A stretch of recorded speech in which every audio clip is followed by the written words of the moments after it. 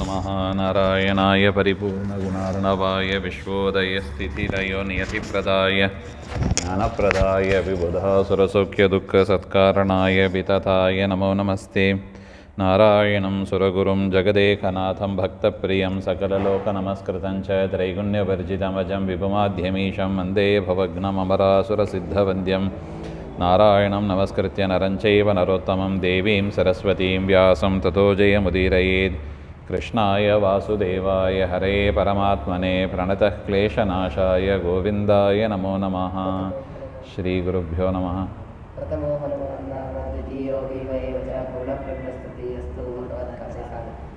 ಶ್ರೀ ಗುರುಭ್ಯೋ ನಮಃ. ಶ್ರೀಮನ್ ಮಹಾಭಾರತ ತಾತ್ಪರ್ಯ ನಿರ್ಣಯ 8ನೇ ಅಧ್ಯಾಯದಲ್ಲಿ 21ನೇ ಶ್ಲೋಕ. ವಿದ್ರಾವಿತೋ ಹನುಮತೇಂದ್ರಜಿದಾಶು ಹಸ್ತಂ ತಸ್ಯ ಪ್ರಪನ್ನ ಇವ ವೀರ್ಯಮಮುಷ್ಯ ಜಾನನ್ ನೀಲೋ ವಿಭೀಷಣವುಭೌ ಶಿಲಯಾ ಚ ಶಕ್ತ್ಯಾ ಸಂಚಕ್ರುತುರ್ಯಮವಶಂ ಗಮಿತಂ ಪ್ರಹಸ್ತಂ.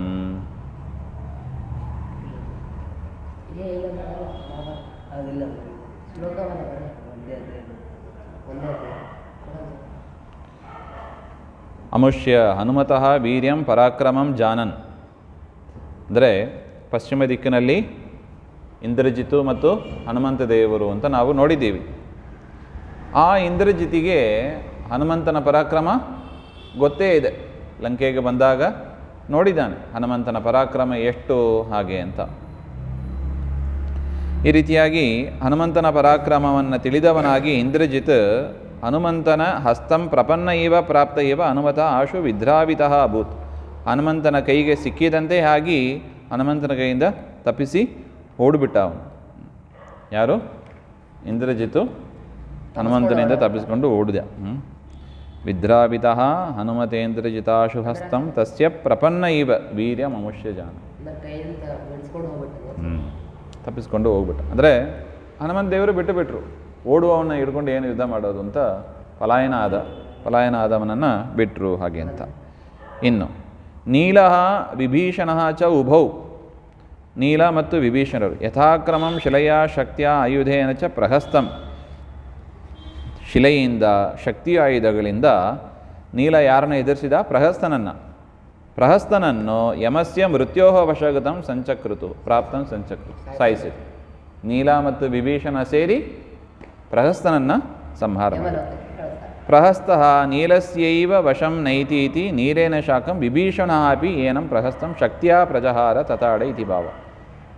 ಬರೀ ನೀಲನಿಂದ ಪ್ರಹಸ್ತನನ್ನು ಎದುರಿಸಲಿಕ್ಕೆ ಆಗೋದಿಲ್ಲ ಹಾಗೆ ಅಂತ ವಿಭೀಷಣ ಕೂಡ ತಾನು ಸೇರಿಕೊಂಡು ಅವನು ನೀಲನ ಜೊತೆಗೆ ಸೇರಿಕೊಂಡು ಮತ್ತು ಶಕ್ತಿಯ ಆಯುಧದಿಂದ ಪ್ರಹಸ್ತನನ್ನು ಸಂಹಾರ ಮಾಡಿದರು ಅಂತ ಅರ್ಥ. ನೀಲಸ್ಯ ನೈವ ವಶಮೇತಿ ಇತ್ಯಮೋಘ ಶಕ್ತ್ಯಾ ವಿಭೀಷಣ ಇಮಂ ಪ್ರಜಹಾರ ಸಾಕಂ ತಸ್ಮಿನ್ ಹತೇಂಗತ ಉಪೇತ್ಯ ಜಗಾನ ವಜ್ರ ದಂಶ್ರಂ ನಿಪಾತ್ಯ ಭುವಿ ಶೀರ್ಯಮಮುಷ್ಯ ಮೃತ್ನನ್. ತಸ್ಮಿನ್ ಪ್ರಹಸ್ತೆ ಹತೆ ಸತಿ. ಈ ರೀತಿಯಾಗಿ ನೀಲ ಮತ್ತು ವಿಭೀಷಣರಿಂದ ಆ ಪ್ರಹಸ್ತ ಸಂಹಾರ ಮಾಡಲ್ಪಟ್ಟ ಆಗ ಅಂಗದನು ಕೂಡ ವಜ್ರದಂಶರನನ್ನು ಸಂಹಾರ ಮಾಡಿದ. ಕಿಂ ಕುರುವನ್ ಹೇಗೆ ಹಾಗೆಂದರೆ ಭುವಿ ನಿಪಾತ್ಯ ಭೂಮಿಯಲ್ಲಿ ಬೀಳಿಸಿ ಆ ವಜ್ರದಂಶರನ ತಲೆಯನ್ನು ತುಳಿದು ಆ ಅಂಗದ ವಜ್ರದಂಶರನನ್ನು ಸಂಹಾರ ಮಾಡಿದ. ಪ್ರಹಸ್ತ ವಜ್ರದಂಶರ ಇಬ್ಬರು ಸತ್ರು. ಇಂದ್ರಜಿತ್ ಪಲಾಯನ ಆದ. ಹನುಮಂತನ ಪರಾಕ್ರಮ ಗೊತ್ತು, ಅದರಿಂದ ಅವನ ಜೊತೆಗೆ ಏನು ಯುದ್ಧ ಮಾಡೋದು ಅಂತ ಹೋಗ್ಬಿಟ್ಟ. ಸರ್ವೇಷು ತೇಷು ನಿಹತೇಷು ದಿದೇಶ ಧೂಮ್ರ ನೇತ್ರಂ ಸ ರಾಕ್ಷಸಪತಿ ಸ ಚ ಪಶ್ಚಿಮೇನ ದ್ವಾರೇಣ ಮಾರುತಸುತಂ ಸಮುಪೇತ್ಯ ದಗ್ಧಃ ಗುಪ್ತೋಪಿ ಶೂಲಿವಚನೇನ ದುರಂತ ಶಕ್ತಿಂ. ಹಿಂದೆ ಪ್ರಹಸ್ತ ಮತ್ತು ವಜ್ರದಂಶ್ರ ಇಬ್ಬರ ಸಂಹಾರವನ್ನು ಕೂಡ ಹೇಳಿದರು.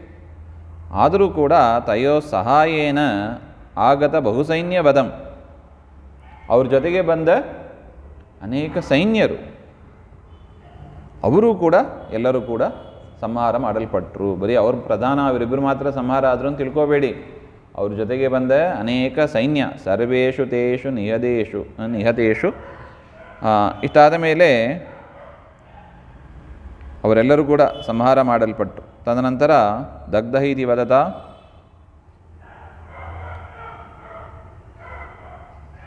ರಾಕ್ಷಸಪತಿ ರಾಕ್ಷಸರ ಒಡೆಯನಾದ ರಾವಣನು ಧೂಮ್ರನೇತ್ರ ಅಂತ, ಯಾರು?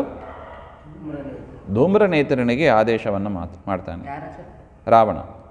ಆ ಧೂಮ್ರನೇತ್ರ ಪಶ್ಚಿಮ ದ್ವಾರದಿಂದ ಹನುಮಂತನ ಹತ್ರ ಬಂದ. ಪಶ್ಚಿಮದಲ್ಲಿ ಯಾರಿದ್ದದ್ದು? ಹನುಮಂತ ದೇವರು. ಇಂದ್ರಜಿತ್ ಓಡೋಗ್ಬಿಟ್ಟ. ಹನುಮಂತ ದೇವರು ಇದ್ದರು. ಹನುಮಂತನ ಎದುರಿಸೋದಕ್ಕೆ ಧೂಮ್ರ ನೇತ್ರ ಬಂದ. ಹನುಮಂತ ಮುಪೇತ್ಯ ಶೂಲಿ ವಚನೇನ, ಅವನಿಗೇನಿತ್ತು? ರುದ್ರದೇವರ ವರ ಇತ್ತು. ರುದ್ರದೇವರ ವರ ರೂಪದಿಂದ ಅವನು ರಕ್ಷಿಸಲ್ಪಟ್ಟ. ಅಂಥವನು ದಗ್ಧ ಭಸ್ಮೀಭೂತ ಅಭೂತ್, ಅವನು ಕೂಡ ಸುಟ್ಟೋದ ಅಂತ ಹೇಳ್ತಾರೆ ಹನುಮಂತ ದೇವರಿಂದ.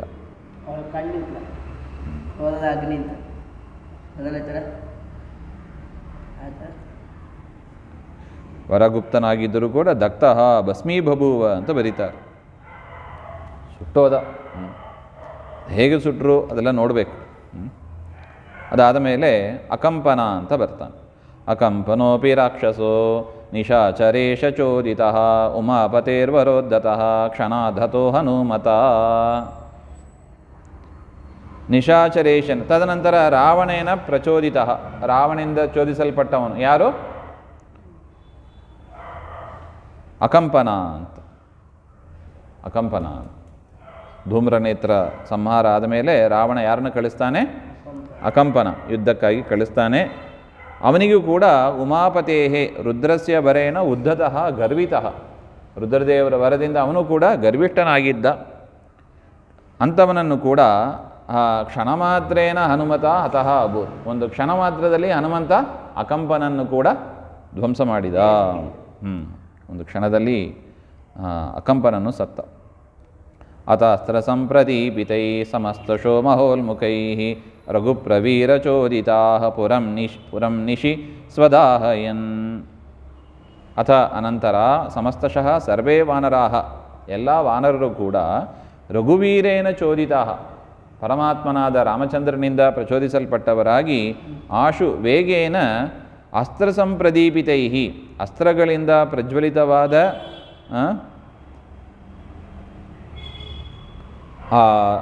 ನಿಶೇಷತೆಯ ನಿಶಿ ರಾತ್ರೌ, ರಾತ್ರಿಯಲ್ಲಿ ಲಂಕಾಂ ಸ್ವದಾಹಯನ್ ನಿಶೇಷತೆಯ ದದಹುಹು, ಲಂಕಾಪಟ್ಟಣವನ್ನು ಸುಟ್ಟಾಕಿದರು. ಯಾವುದರಿಂದ? ಪ್ರಜ್ವಲಿತವಾದ ಮಹದ್ಭಿ ಸ್ಥೂಲೈ ಉಲ್ಮುಖೈ, ಆಗ್ನೇಯಾಸ್ತ್ರದಿಂದ, ಅಸ್ತ್ರೇನ ಆಗ್ನೇಯಾಸ್ತ್ರದಿಂದ ಮತ್ತು ಉಲ್ಮುಖ ಅಂತ ಅದೊಂದು ದೀಪ ಥರ ಒಂದು ಇರುತ್ತದೆ, ಅದರಿಂದ ಲಂಕಾಪಟ್ಟಣವನ್ನು ಸುಟ್ಟಾಕಿದರು. ಸಮಸ್ತಶಃ ಸರ್ವೇ ಹರಯ, ಎಲ್ಲ ಕಪಿಗಳು ಕೂಡ ಪುರಂ ಲಂಕಾಂ ಸ್ವದಾಹಯನ್ ಅಂದರೆ ಅದಹನ್ ಅಂತ ಹೇಳ್ತಾ ಇದ್ದಾರೆ.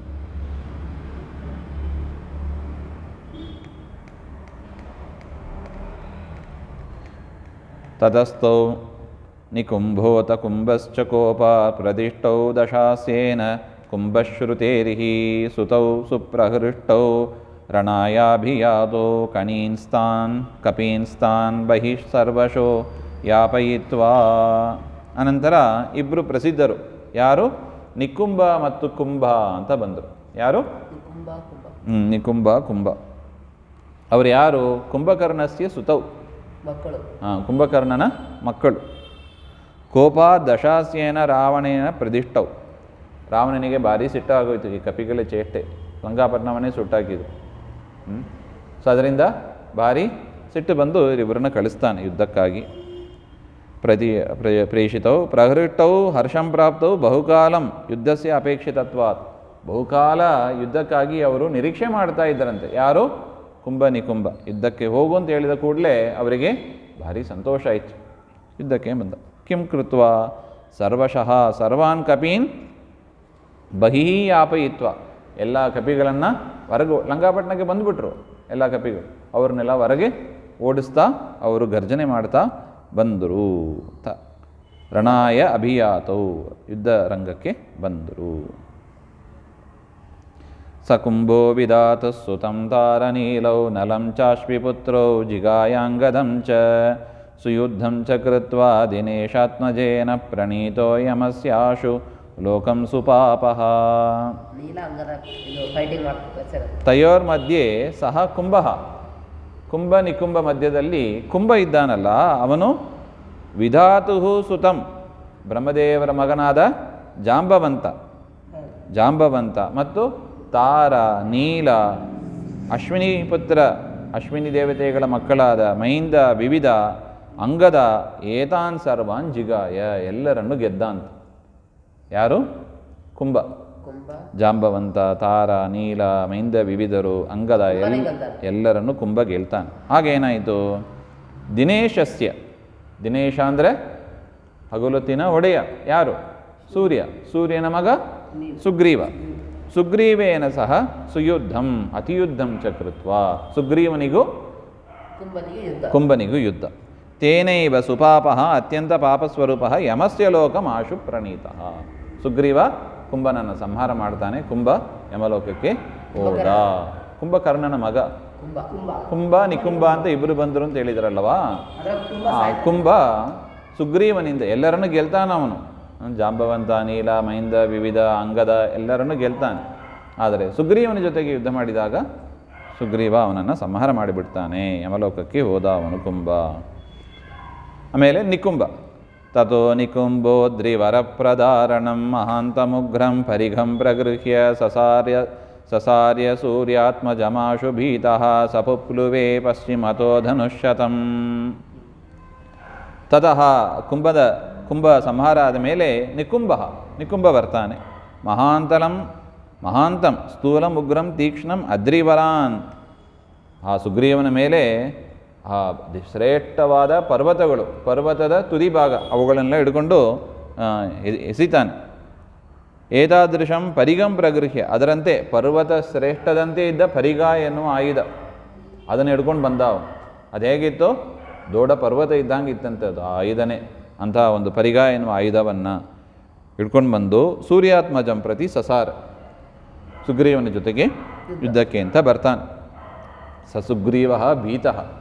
ಅದು ನೋಡಿದ ಕೂಡಲೇ ಸುಗ್ರೀವನಿಗೆ ಹೆದರಿಕೆ ಆಯಿತು. ಇಂಥ ಆಯುಧ ಇದೆ ಹಾಗೆ ಅಂತ ಎದುರ್ಕೊಂಡು ಪಶ್ಚಿಮತಃ ಪೃಷ್ಠತಃ ಧನುಷತಂ ಗಣನೆಯ ಧನುಷದ ಪರ್ಯಾಪ್ತ ದೇಶಂ ಪುಪ್ಲುವೆ. 100 ಧನುಸ್ಸು ಇಟ್ಟರೆ ಎಷ್ಟು ದೂರ ಇರುತ್ತದೋ ಅಷ್ಟು ದೂರ ಸುಗ್ರೀವ ಓಡೋಗ್ಬಿಟ್ಟ. ಯಾವಾಗ? ಆ ನಿಕುಂಭ ಪರಿಗ ಎನ್ನುವ ಆಯುಧವನ್ನು ಹಿಡ್ಕೊಂಡು ಬಂದಾಗ ಅವನು ಓಡೋದ ಅಂತ.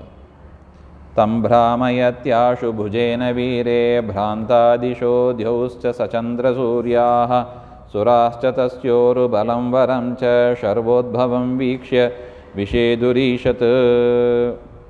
ಆಶು ವೇಗೇನ ವೀರಂ ತಂ ಪರಿಗಂ ಭುಜೇನ ಭ್ರಾಮಯತಿ. ಭುಜದಲ್ಲಿ ಇಟ್ಕೊಂಡು ತಿರುಗಿಸ್ತಾ ಬರ್ತಾ ಇದ್ದಾನೆ. ಎಲ್ಲ ದಿಕ್ಕುಗಳು ಕೂಡ ಹೆದರಿದವಂತೆ. ಭೂಲೋಕ, ಸ್ವರ್ಗಲೋಕ, ಸೂರ್ಯ, ಚಂದ್ರ ಎಲ್ಲರೂ ಕೂಡ ಹೆದರಿದರು. ಈ ಆಯುಧನ ಇಟ್ಕೊಂಡು ಏನು ಮಾಡ್ತಾನೋ ಇವನು ಹಾರಿ. ತತ್ರ ಸಚಂದ್ರ ಸೂರ್ಯವು ದ್ಯೌಹು ದಿಶಶ್ಚ ಭ್ರಾಂತಾಹ ಇತ್ಯರ್ಥ. ಎಲ್ಲವೂ ಕೂಡ ಭ್ರಾಂತರಾದರು. ಸೂರ್ಯ, ಚಂದ್ರ, ದಿಗ್ದೇವತೆಗಳು ಎಲ್ಲರೂ ಕೂಡ. ಸುರಾಶ್ಚ ದೇವಾಶ್ಚ ತಸ್ಯ ನಿಕುಂಭಸ್ಯ ಉತ್ಕೃಷ್ಟಂ ಬಲಂ. ಆ ನಿಕುಂಭನ ಉತ್ಕೃಷ್ಟವಾದ ಬಲ ಮತ್ತು ಶರ್ವೋದ್ಭವಂ, ಶರ್ವನಿಂದ ಕೊಡಲ್ಪಟ್ಟ, ರುದ್ರದೇವನಿಂದ ಕೊಡಲ್ಪಟ್ಟ ವರ ಅದು. ಅಂಥ ವರವನ್ನು ನೋಡಿ ಈಶತ್ ಸ್ವಲ್ಪ ಕಾಲ ವಿಷೇದುಹು ದುಃಖವನ್ನು ಪಟ್ಟರು. ಎಲ್ಲ ದೇವತೆಗಳು. ಯಾಕೆ? ಇಂಥ ಒಂದು ನಿಕುಂಭ ಬಂದುಬಿಟ್ಟ, ಪರಿಗಾಯುಧವನ್ನು ಹಿಡ್ಕೊಂಡು ಇವನ ಜೊತೆಗೆ ಯುದ್ಧ ಮಾಡಿ ಹೇಗೆ ಸೋಲಿಸೋದು ಇವನನ್ನು?